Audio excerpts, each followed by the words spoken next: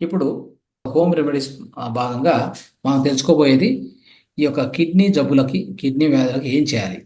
మొట్టమొదటగా కిడ్నీ వ్యాధులు ఎందుకు వస్తాయి? అంటే ఒకటి, మూత్రాన్ని గట్టిగా ఆపి పట్టుకొని మూత్రాన్ని సరైన విధంగా మూత్రం విసర్జన చేయకపోవడము. రెండోది, ఎక్కువ నీళ్ళు తాగకపోవడము. తర్వాత సరైన టైంలో తినకపోవడం ఒకటి. తర్వాత నిద్ర లేకుండా నిద్ర సరిగా పోకపోవడము. తర్వాత ఈ యొక్క కూల్ డ్రింక్స్ ఇలాంటి వాటివి తాగడము. ఓకే, చల్లని కూల్ డ్రింక్ తాగడము. తర్వాత టైట్ నైలాన్ పాయింట్స్, ఈ జీన్స్ ప్యాంట్స్ వేసుకోవడము, ఇది కూడా చాలా కారణము. దానివల్ల కూడా కిడ్నీ మీద ఒత్తిడి ఎక్కువైతుంది, కిడ్నీ డ్యామేజ్ అవుతుంది. తర్వాత అదొకటి. తర్వాత టూ మచ్ ఆల్కహాల్ ఇదంతా సేవించడము. తర్వాత ఎక్కువగా మందులు మింగడము, ఏదైనా రోగాలకు మందులు, ఇట్లా చేస్తూ పోతే కిడ్నీ డ్యామేజ్ అవుతుంది, అర్థం చేసుకోండి. ఓకే. తర్వాత దీనికి న్యాచురల్ లైఫ్ స్టైల్ ఏం మెయింటైన్ చేయొచ్చు అంటే, సహజమైన జీవన శైలి ఏది మెయింటైన్ చేయొచ్చు అంటే అది కూడా గుర్తుపెట్టుకోండి. సో ఎప్పుడు కూడా నిలబడి నిలబడి మూత్రాన్ని విసర్జించవద్దు. అంటే నిలబడి మూత్రాన్ని విసర్జిస్తాం కదా, అది చేయకూడదు. Number one. అప్పుడు కిడ్నీ జబ్బులు రాకుండా మనం అవాయిడ్ చేయొచ్చు. ఈ విషయం మనకు తెలియదు కాబట్టి చెప్తున్నాను. సో అది వెరీ ఇంపార్టెంట్. రెండోది, ఎప్పుడు కూడా మనము వారానికి 2 సార్లు పూర్తి దేహాన్ని మసాజ్ చేసుకోవాలి. ఆయిల్తో మసాజ్ చేసి స్నానం చేయాలి. తర్వాత ఒక గ్లాసు హాట్ వాటర్ పొద్దున్నే, రాత్రి పడుకునేటప్పుడు ఒక గ్లాసు హాట్ వాటర్ తాగి పడుకుంటే కిడ్నీకి చాలా మంచిది. తర్వాత ఎక్కువ హాట్ వాటర్తో స్నానం చేయొద్దు. తర్వాత తినే ఆహారాన్ని బాగా నమిలి తినండి. ఒక 15 నుంచి 20 సార్లు నమిలి తర్వాత మింగండి ఏదైనా ఆహారం మనం తినేటప్పుడు. ఓకే, అది వెరీ ఇంపార్టెంట్. తర్వాత ఇంకోటి, దీనికి ఇంట్లో నివారణ ఏం చేసుకోవచ్చు అంటే చూడండి. ఈ యొక్క అరటికాయ ఉంది కదా, అరటికాయతో ఏం చేయాలి, వారానికి 2 సార్లు కూర చేసుకొని తినండి అరటికాయతో. అప్పుడు మీకు ఎలాంటి రాళ్ళు మీ లోపల, అంటే ఈ కిడ్నీలో రాళ్ళు వస్తున్నాయని చెప్తాం కదా, ఆ రాళ్ళు రాకుండా ఉంటాయి, వస్తే కూడా కరిగిపోతాయి. అదొకటి. తర్వాత మీరు ఇంకోటి ఏంటంటే, ఎప్పుడైతే ఎవరికైనా రాళ్ళు ఇప్పటికే వచ్చినాయి అనుకోండి, కిడ్నీలో స్టోన్స్, వాళ్ళు ఏం చేయొచ్చు అంటే, 1 కప్పు నీటికి 2 కప్పుల కౌ యూరిన్, అంటే మన ఈ యొక్క నాటి ఆవు యొక్క మూత్రాన్ని మిశ్రమం చేసుకొని ఆహారానికి ముందుగా మనము రోజుకు 2 సార్లు, ఒక దినానికి 2 సార్లు అట్లా మనం వాటిని సేవిస్తే ఖచ్చితంగా ఆ రాళ్ళు కరిగిపోతాయి. ఓకే. తర్వాత ఇంకేదైనా మనకి మూత్రంలో ఎక్కువ వాసన వస్తుంటే, ఈ శ్రీగంధం అంట, శాండల్వుడ్ అంటాం కదా, శాండల్వుడ్ అనే దాన్ని ఒక చిటికెడు ఒక నీటిలో కలుపుకొని తాగితే ఆ స్మెల్, యూరిన్లో స్మెల్ రాదు. ఓకే.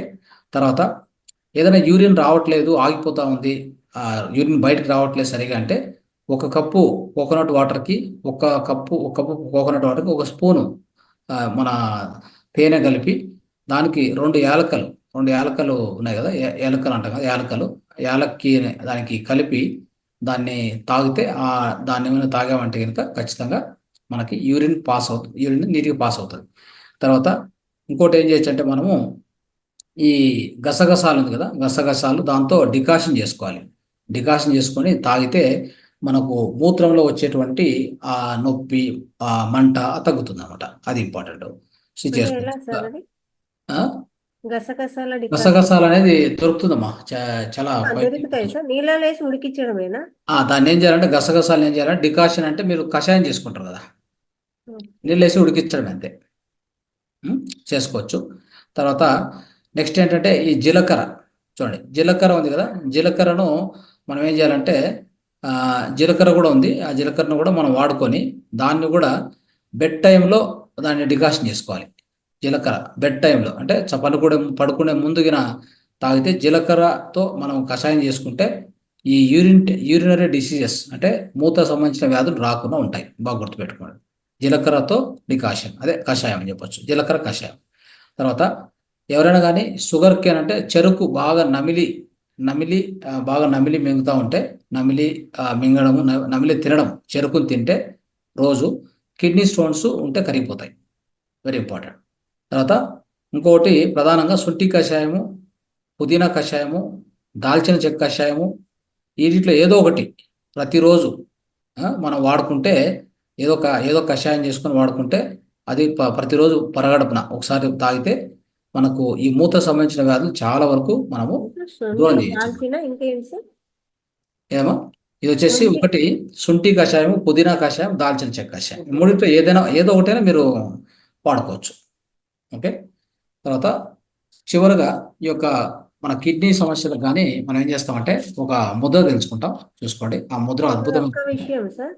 ఉమ్, కొండపిండి ఆకు అని ఒకటి దొరుకుతుంది సార్. ఆ, కొండపిండి ఆకు అది ఉడికిచ్చి అయినా తాగొచ్చు, ఉమ్, లేకపోతే పొడి కూర అంటే పప్పులో వాడుకోవచ్చు, లేదా వేపుడు లాగైనా చేసుకోవచ్చు సార్. ఉమ్, చాలా అంటే చాలా బాగా పనిచేస్తుంది సార్ ఓకే, కొండపిండి ఆకు. రైట్. మామూలుగా మన కూరగాయల వాళ్ళకి చెప్పినా తెచ్చిస్తారు, లేదా పొలాల్లో ఎవరైనా కానీ దొరికినా తీసి పెడతారు సార్. పంట చేనులలో బాగా ఉంటుంది సార్ ఓకే, కొండపిండి ఆకు, షూర్, బాగా పనిచేస్తుంది. రైట్. సో ఒక ముద్ర చెప్తాను, ఆ ముద్ర కిడ్నీ ముద్ర అంటాం దీన్ని. సో ఇది చేసుకుంటే మనకు కిడ్నీ సమస్యలు ఏమున్నా కానీ తొలగిపోతాయి. తొలగిపోయాక ఈ ముద్రను ఆపేయాలి, అట్లే కంటిన్యూ చేయకూడదు. చూడండి, ఇలా పెట్టుకోండి. పెట్టుకొనేసి రెండు చేతుల్లో కూడా స్వచ్ఛంగా అంటే అన్ని క్లీన్ చేసుకోవాలి నీట్గా. ఈ కిడ్నీ ముద్ర ఎలా ఉంటుందంటే ఈ రెండు వేళ్లను నిదానంగా బెండ్ చేసి ఈ యొక్క బొటన వేలు మొదట్లో టచ్ చేయాలి. టచ్ చేసి బొటన వేలు బ్యాక్ సైడ్ పెట్టాలి ఇట్లా. ఇది కొద్దిగా ఇబ్బందిగా ఉంటుంది మీతో, కానీ ట్రై చేయండి. ఇది ఇది కిడ్నీ ముద్ర. రోజుకి పొద్దున, మధ్యాహ్నం, సాయంత్రం కూడా 20 నిమిషాలు 20 మినిట్స్ చేసుకోండి. మీకు ఈ ముద్ర ఒక్కసారి మనకు ఆ కిడ్నీ ఆ ప్రాబ్లం తొలగిపోయిందంటే ఈ ముద్ర స్టాప్ చేయాలి, అట్లే కంటిన్యూ చేయకూడదు. Okay, kidney Mudra. దీని తర్వాత ప్రాణముద్రను ఒక 5 నిమిషాలు, ఈ ముద్ర అయిన తర్వాత ఇది చేయండి. ఓకే, తర్వాత మనకి ఇంకోటి ఏంటంటే దీనికి ఆకుప్రెజర్ పాయింట్ కూడా ఇంపార్టెంట్ పాయింట్ ఉంది. మన కిడ్నీని యాక్టివేట్ చేసుకునే పాయింట్ ఈ సెంటర్ పాయింట్. ఇది కిడ్నీ సమస్యలు ఉంటే ఎవరైనా దీన్ని ఈ పాయింట్ సెంటర్ పాయింట్ను ఇట్లా నొక్కి 5 సెకండ్లు పట్టుకొని మళ్ళీ వదిలేయాలి. అట్లా 15 సార్లు రోజుకు పొద్దున, మధ్యాహ్నం, సాయంత్రం ఇట్లా యాక్టివేట్ చేసుకుంటే మీకు కిడ్నీ సమస్యలు ఏముంటే కూడా తొలగిపోతాయి. ఇది కిడ్నీ పాయింట్ యాక్చువల్గా సెంటర్లో ఉండేది. దాంతోపాటు దీన్ని ఐబీపీ పాయింట్ అని అంటాము. అంటే ఐబీపీ కూడా ఇదే పాయింట్ను ప్రెస్ చేయాలి మనం. ఓకే, ఇది ఇది ఈరోజు మనం తెలుసుకోవాల్సినటువంటి అన్నీ కూడా తెలుసుకున్నాం కంప్లీట్గా మిత్రులారా. ఇప్పుడు హోమ్ రెమెడీస్ కూడా కంప్లీట్ అయింది. థ్యాంక్ యూ సో మచ్, ధన్యవాదాలు.